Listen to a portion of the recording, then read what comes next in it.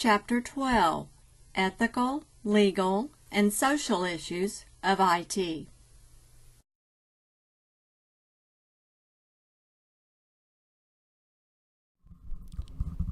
This is part 3 of 4, Workplace Privacy. The learning outcomes include: describe methods of protecting sensitive customer data, such as name, date of birth, social security numbers, credit card numbers, etc. Evaluate if employees have any privacy protections in the workplace. Explain advantages and disadvantages of social networking. As we mentioned, you do need to protect your customer data. And there's a Code of Fair Information Practices, which you can see at the bottom. It was released in 1973, and they recommended the Secretary's Advisory Committee on Automated Personal Data Systems for the U.S. Department of Health, Education, and Welfare. They recommended that companies adopt a Code of Fair Information Practices to secure the privacy and rights of citizens. One component of this is notice or awareness. You need to make sure the person you're collecting data on knows that you are doing it. They are aware of it. You're transparent. They have a choice. So they consent to this data collection. They choose to participate in your study. They agree to give you their information. They also have access to the data in case you have a mistake. For instance, your credit record. If there's an error where there's information on there that's inaccurate, invalid, or maybe even your identity was stolen and you have inaccurate information there, you have to have a way to access and try to correct the data that's in there. You have an obligation to protect the data, to not allow it to be released like many companies do. You have to try not to allow it to be released, realizing you can never 100% protect the information you control. Finally, you must have a way to enforce the information that you gather. It's reliable. You must allow people to have a way to file a grievance with you if you don't change their information and they contend that it is incorrect. So you have to allow people this ability to do it, all in a transparent process. This is optional. It's recommended, but it's good to protect your company's data, because it's probably the most valuable thing you own, and you want to make sure you keep it secure.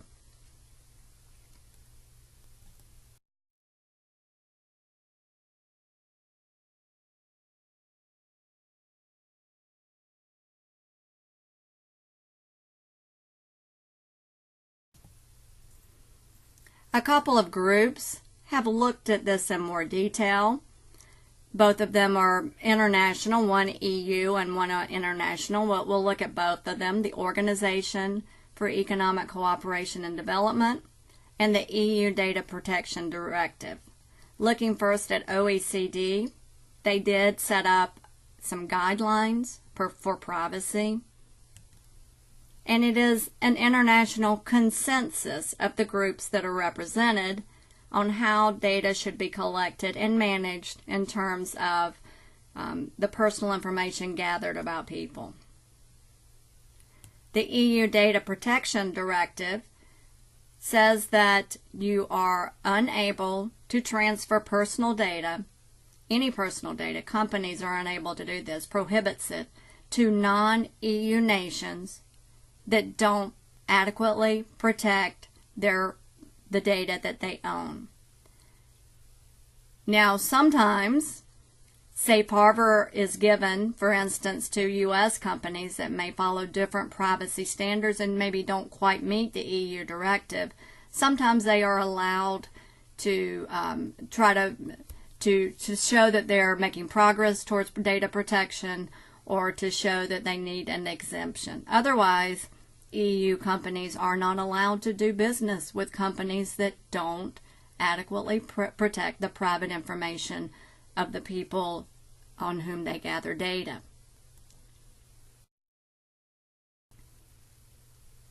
Another way you can help you're looking at your company treat customer data responsibly is by the appointment of a chief privacy officer, a C-level executive who looks at the privacy policies of the organization.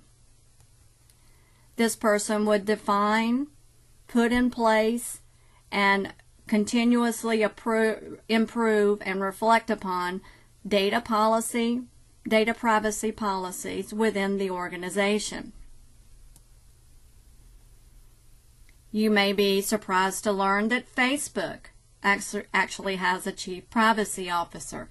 Facebook has been accused of gathering, collecting, disseminating the data that they own, which is many, many people, many billion. I believe they just crossed 1 billion subscribers. So they own much data, and if advertisers can get to the people that are a good match, then Facebook has very valuable information. But they do have a chief privacy officer. It's good to have within an organization an effective data privacy program. To do this, you need to look at how your company documents, collects, stores, distributes, protects any sensitive information collected, and how it's done and why it's done and with what consent. And define a comprehensive data privacy program that meets all government regulations as well as ethical regulations of the industry or group that the organization represents. Finally, you need to have a way to respond to the inevitable data breaches that will occur. We already talked about security and IT governance in previous chapters, so you understand how you go about developing these policies. But this just provides additional support for the reasons, the rationales for developing such programs, such data privacy programs. Finally, you reflect upon, continuously improve, and update the program based on changes. Maybe changes happen in government regulations or within the country in which you're distributing your services. Perhaps the laws change there. Maybe the general ethical guidelines of the industry have changed. So there are always reasons to reflect upon and continuously improve your data privacy program.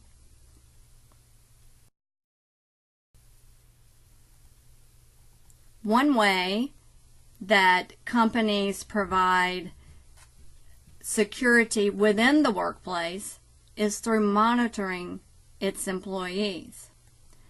Now, there are a couple of things we'll talk about here. We're going to talk about developing an appropriate IT usage policy, and we'll talk about when and if the Fourth Amendment might apply.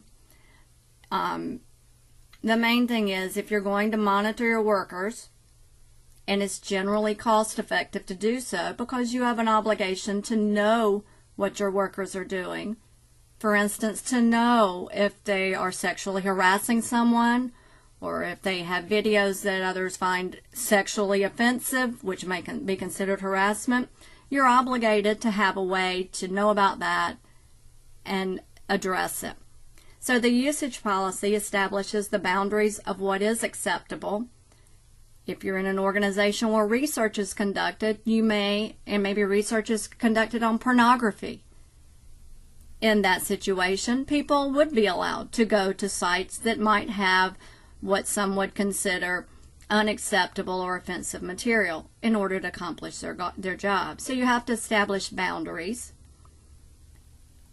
You have to then say, here's what happens if you violate our guidelines. So you have to have a way to enforce the actions that you've set up in your IT usage policy. Organizations, as I mentioned, they do have an obligation to monitor their workers to a certain extent to make sure that viruses and other exploits aren't coming in, to make sure that the workers aren't doing something illegal, and to make sure that workers are doing what they're supposed to do. Some argue that the Fourth Amendment should apply in this situation.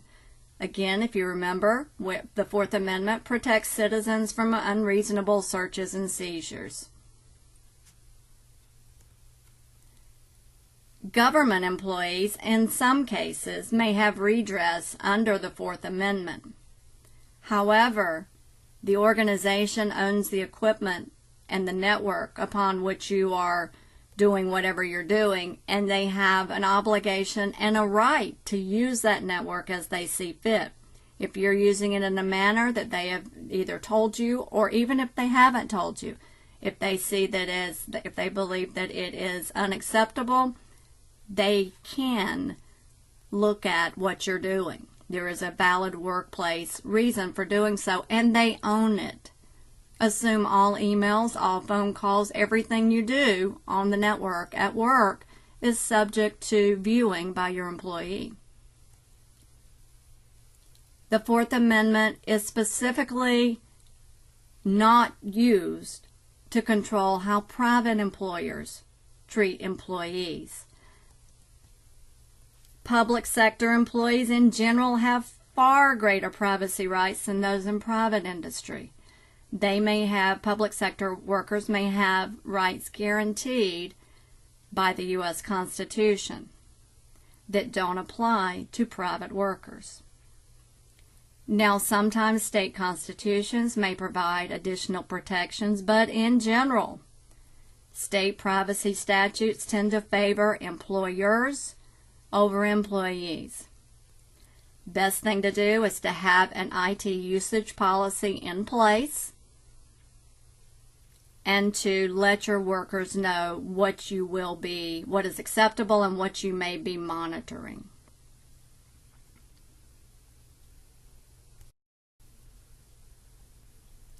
Social networking has exponentially grown over the years. Facebook, Twitter, many other applications, and privacy concerns have risen with the growth of social networking. With social networks, of course, you create a user profile. You release some information, maybe your name, maybe a photo, maybe where you live, maybe where you've worked before. Much information out there about you that you freely give to the public or to friends of friends. You have some ways to control who sees it, but you freely release some information to some acceptable group of people. And you have options on who can see it within Facebook, within LinkedIn, whatever you might use. You just have to make sure that you enforce those privacy options you have. All social networking groups have a terms of use policy, which looks at the privacy guarantees that the network may provide to you. Oftentimes you agree to clauses or to click wrap agreements, they're called, where it says prior to continuing you must agree to our terms of use. 37 pages of small print later, you click on I agree, often without reading. You cannot have an excuse then that you're ignorant of the fact that arbitration can only occur in New Mexico at your expense, or whatever other clauses are in the agreement you've clicked I agree. I encourage you at this point to take a look at a couple of videos, The Future of Internet Privacy, or Lack Thereof, and Social Media Privacy.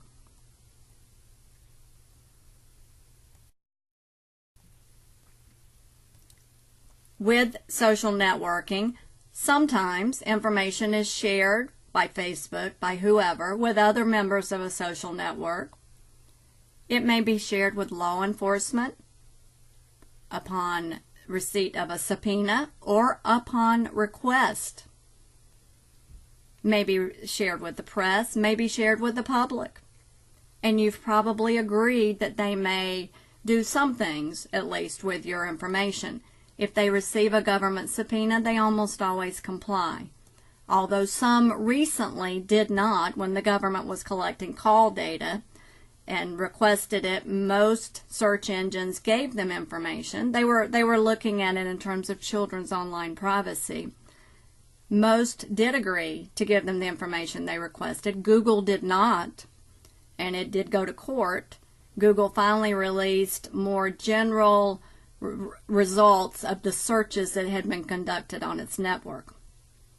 In other cases where companies have not agreed to release data, our government or other governments have gone to other countries where data may be stored and have gotten the information there. Data breaches, as we know, they do occur. Sometimes email addresses are obtained either for spam or to be used in denial of service exploits, or to be spoofed so they can try to tell your friends that you've emailed them and here's a worm that they download, whatever it might be. Then you may use malware to get further into a person's computer, and it obviously presents great potential for release of private information. To summarize, your organization must vigilantly guard sensitive customer data, like health information. Even if you don't intend to allow data to get out, you may still be liable, and laws like HIPAA carry hefty fines for each record that is breached. Employees should expect no privacy in the workplace. Are you using their chair and desk, their electricity, their network, their computer equipment? If you want privacy, you must use your own equipment and infrastructure at a different location. Government employees do have some privacy protections that are not guaranteed to those in private and other public organizations. Social networking allows people to connect, but it makes your personal data become available to many. If you didn't know that Facebook was gathering data about you and your friends prior to Zuckerberg appearing before Congress, then you weren't thinking about it hard enough. They provide us, the users, a service for free, Facebook. How do they stay in business and make money? If something is free, it often isn't.